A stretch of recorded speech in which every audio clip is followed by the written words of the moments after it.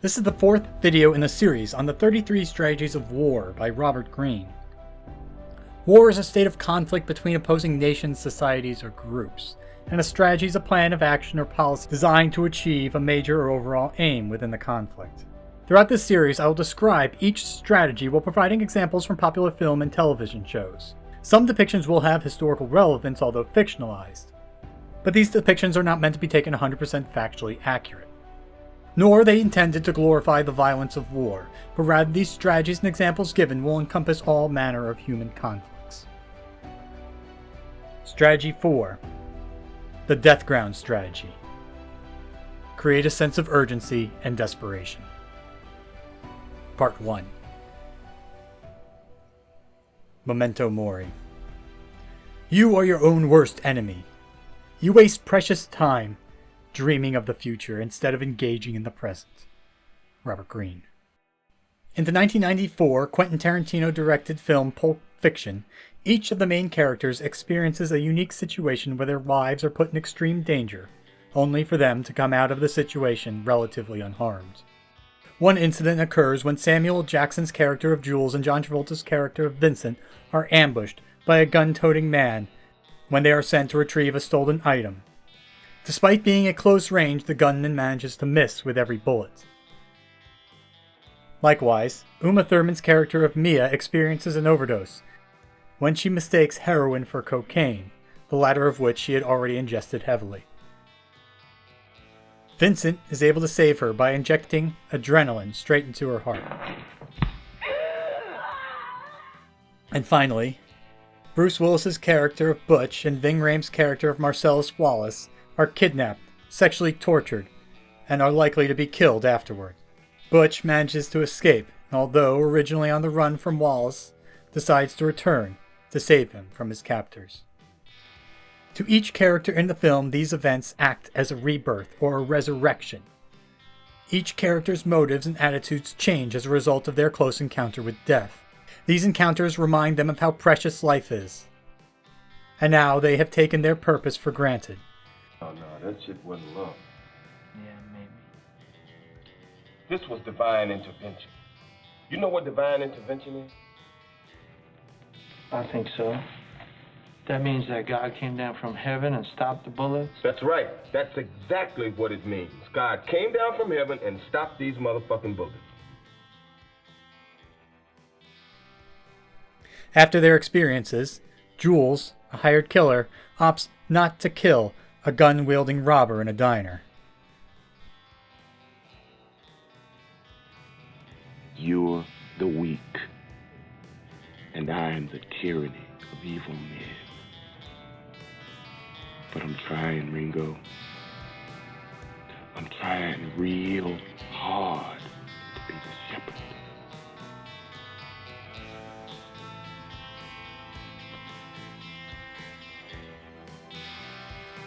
Mia offers an atonement to a person she sees as a low-level employee of her husband. That if Marcellus lived his whole life, he don't need to know nothing about this incident. I can keep a secret if you can. Shake on it. And Butch, after his escape, decides to risk his own life and newfound freedom to save a man who moments earlier was trying to kill him. Step aside, Butch. Yeah, we cool. Two things. Don't tell nobody about this. 2, you leave town tonight. Similar themes are explored in the 1999 David Fincher film Fight Club, when Brad Pitt's character of Tyler Durden confronts a convenience store clerk and threatens his life. Tyler is deranged, and instead of robbing or extorting the man for profit, Raymond, you're going to die. He antagonizes him into revealing that he is not pursuing his best possible life. I asked you what you studied. Biology mostly. Why? And uses the threat of violence to convince the man to go back to school and pursue a better life. What did you want to be, Raymond K. Hessel? Animals. To be clear, this is a horrific crime and should not be applauded. If you're not on your way to becoming a veterinarian in 6 weeks, you will be dead. All these scenarios are similar to the real-life story of famous Russian author Fyodor Dostoevsky, who once was sentenced to death by firing squad in 1849. Dostoevsky and his fellow accused rebels of the state were lined up for execution, when at the last moment, a letter from the Tsar was delivered sparing their lives by commuting their sentences to exile and hard labor. On that same day, Dostoevsky wrote his brother in reference to his near-death experience. "When I look back on the past and think of all the time I squandered in error and idleness, then my heart bleeds. Life is a gift. Every moment could have been an eternity of happiness. If youth only knew. Now my life will change. Now I will be reborn."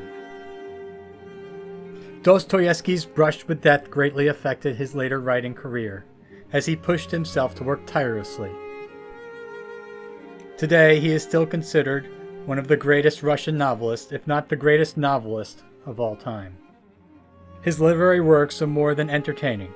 They have also been cited as advancing our understanding of psychology and theology, all because he constantly thought back to the moment of his rebirth at the hands of his executioner, and his new motto that he lived by from that day until his death: try to get as much done as possible in the shortest time. Like the characters in Pulp Fiction, his proximity to death forever changed him. He was forever aware of the presence and time of his death. About what? About the miracle we witnessed. Miracle you witnessed. I witnessed a freak occurrence. You're judging this shit the wrong way. I mean, it could be God stopped the bullets, or he changed Coke to Pepsi, he found my fucking car keys. Now, whether or not what we experienced was an according to Hoyle miracle is insignificant. But what is significant is I felt the touch of God. God got involved. You really thinking about quitting? The life? Yeah.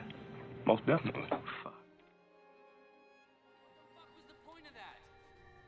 Tomorrow will be the most beautiful day of Raymond Castle's life. His breakfast will taste better than any meal you and I have ever tasted. Part 2. The no-return tactic. The only way to change is through action and outside pressure.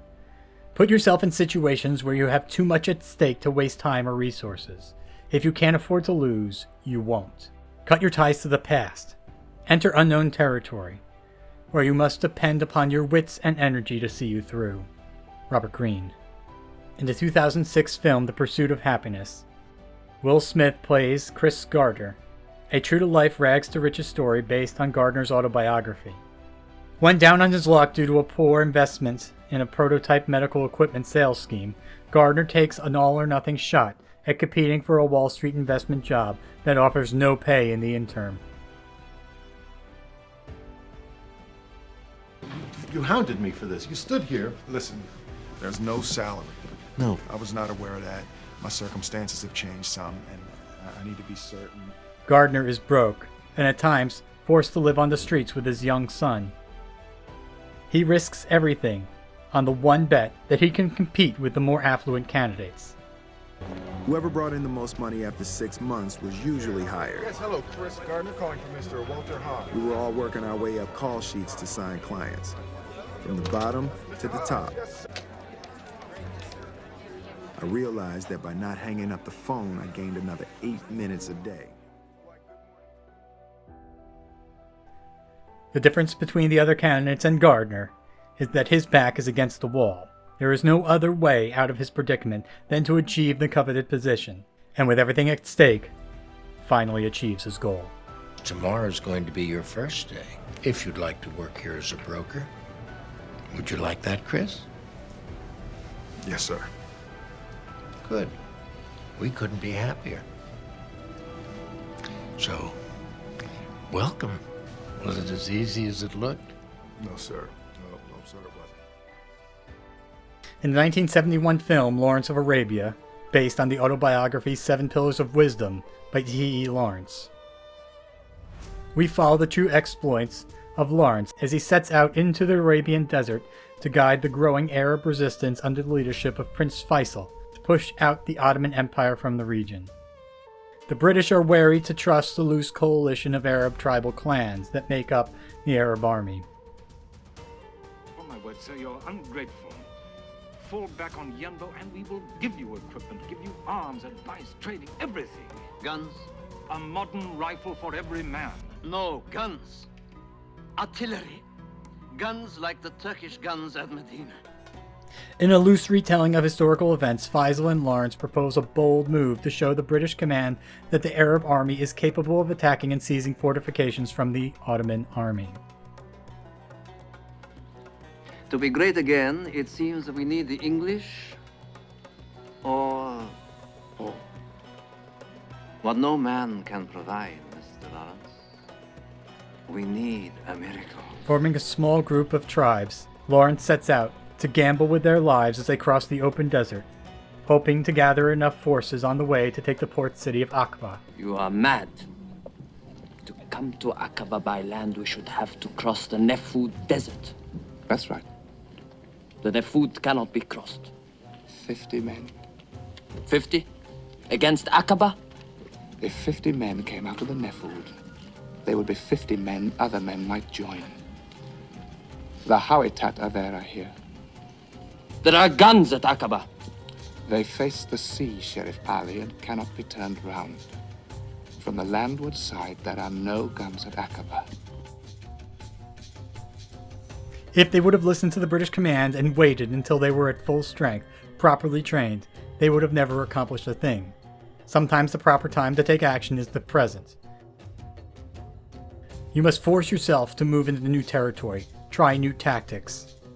You can never be certain about anything, and you can grow old waiting for certainty that may never come.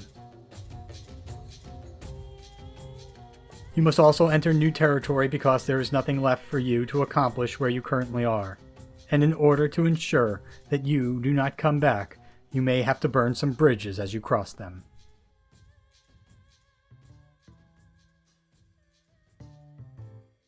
The TV series Mad Men ran from 2007 to 2015 and follows the exploits of a New York advertisement agency in the 1960s. In episode 12 of season 4, Blowing Smoke, the advertising company had suffered a decline in revenue due to the loss of their biggest client, the cigarette company Lucky Strike. Hello? It's Pete. Have you heard anything about Lucky Strike leaving? No. Ken heard from somebody at BBDO that Lucky's coming over. Bullshit. Call Roger. I did. He's out. Desperate for the big money the tobacco industry throws at advertising companies, they try again and again to attract new tobacco clients. Even dignifies with an excuse? We don't need an excuse. It's because we're desperate. They can smell it on us. We reek of it like some sweaty salesman knocking on his last door. Because we're going after scraps. What about United Airlines, General Motors? You think that's easier? Then what? You have a plan? Until the main character, Don Draper, burns the bridge that they are forced to cross. Why I'm quitting tobacco. Recently, my advertising agency ended a long relationship with Lucky Strike cigarettes, and I'm relieved. For over 25 years, we devoted ourselves to peddling a product for which good work is irrelevant because people can't stop themselves from buying it. A product that never improves, causes illness, and makes people unhappy. But there was money in it. A lot of money. In a scathing open letter about the tobacco industry and cigarettes themselves, Don breaks any ties the company once had to big tobacco. Instead, betting on entering new markets and gaining new clients that appreciate a company with a moral stance. By writing the letter, Don forced his fellow workers to forget about the past and look to the future, strike out in new ground and focus on opportunities. Part 3. Death at your heels tactic. Place yourself on death ground, where your back is against the wall and you have to fight like hell to get out alive. Robert Greene. In the 1987 film The Light Horseman, about the historical attack on Beersheba by Anzac Light Horse Brigade in World War I, we see the use of desperation by military commanders to ensure a victory. For years, the Allied forces had been trying and failing to push the Ottoman Empire out of the Middle East, and out of the war entirely, to open up another front that would threaten Germany and their supply lines to the Western Front. In one final assault on the town of Beersheba, the Australian Light Horse Brigade places themselves in a desperate position. It's our responsibility to capture the town's wells intact. How will we carry enough water, sir? The answer's simple, gentlemen. We won't. Of course, every man has his water bottle, 1 quart. There'll be nothing for the horses until we capture the wells at Beersheba. They'll have to go 24, perhaps 30 hours without a drink. And if we fail to take Beersheba in one day? We cannot fail. Marching in advance of their supply lines, they would be without water in the heat of the desert. The only water source available to them would be held in the town of Beersheba. If they failed to take the town in time, their horses would die of dehydration, and the soldiers would be stranded in the desert without their mounts. I feel like it's taking too long. It's bloody slow. How long would it take us to get the water? Enough for the whole corps? About 12 hours. It's nearly 2 days since the horses got a drink. This death ground forces the Light Brigade to fight harder for their victory and to stick to a strict timeline. There would be no room for error, no capacity for delay. To delay is death. To falter or second guess yourself is a death sentence.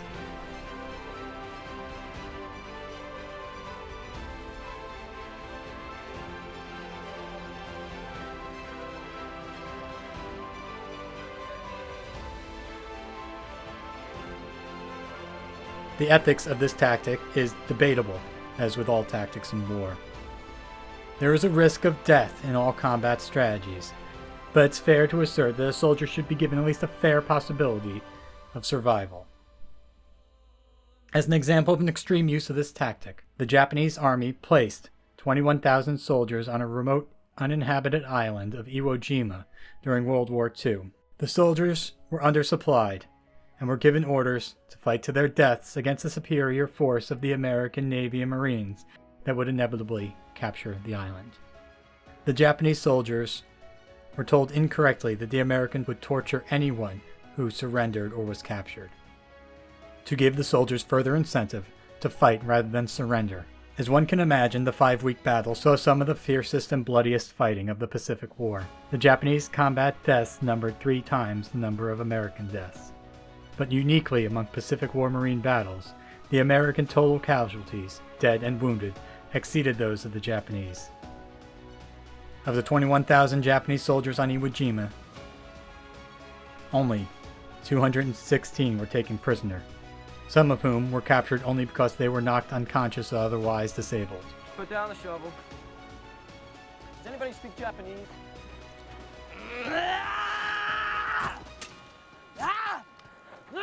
Him down! Nobody's gonna hurt you. Should I shoot him, Lieutenant? No, don't shoot him.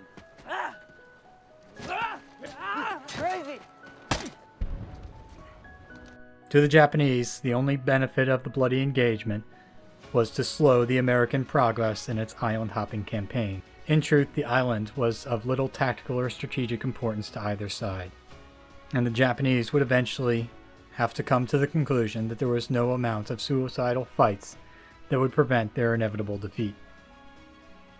Part 4. Keys to Warfare. Stake everything on a single throw. And that is the desert. From here until the other side, no water but what we carry. For the camels, no water at all. If the camels die, we die. There's no time to waste then, is there? Act before you're ready. You don't believe they can do it? No one has ever attempted a cavalry charge against entrenched infantry supported by machine guns and artillery. It's unheard of, sir. Do you see any alternative in the time available? Well, no, sir, but Very well, but Grant straight at it. Make it you against the world. Don't ever let somebody tell you you can't do something. Not even me. All right? keep yourself restless and unsatisfied. The reversal. In the 2013 film The Wolf of Wall Street, based on the white-collar criminal Jordan Belfort, Leonardo DiCaprio displays Jordan's signature sales pitch. It is perhaps the best thing I've seen in the last 6 months. If you have 60 seconds, I'd like to share the ad. It is a cutting-edge, high-tech firm out of the Midwest awaiting imminent patent approval on a next generation of radar detectors that have both huge military and civilian applications. Your profit on a mere $6,000 investment would be upwards of $60,000. Creating a scenario that is too good to pass up, coupled with a false sense of urgency. Now, the key to making money in a situation like this is to position yourself now before the settlement. Because by the time you read about it in the Wall Street Journal, it's already too late. Sorry, I appreciate the call. I really have to give this some thought and talk. Now that you know having nothing to lose can propel you forward into bold action, know this when somebody is trying to manipulate you into doing something. They may be convincing you that you don't have any other option, or that there is a false urgency to your decision making. Imagine you were on the other end of the phone with Jordan Belfort. Know that you have resources too. You have time to think. If somebody is telling you that you don't have time, know that there are other options, and you do have time. It's also important to recognize when your enemy is desperate. Maybe they are more desperate for victory than your own troops. Perhaps they are starved or near suicidal, or for some other reason acting irrational. If you cannot predict your enemy, you are already on shaky ground. Do not engage in a fight you don't have to.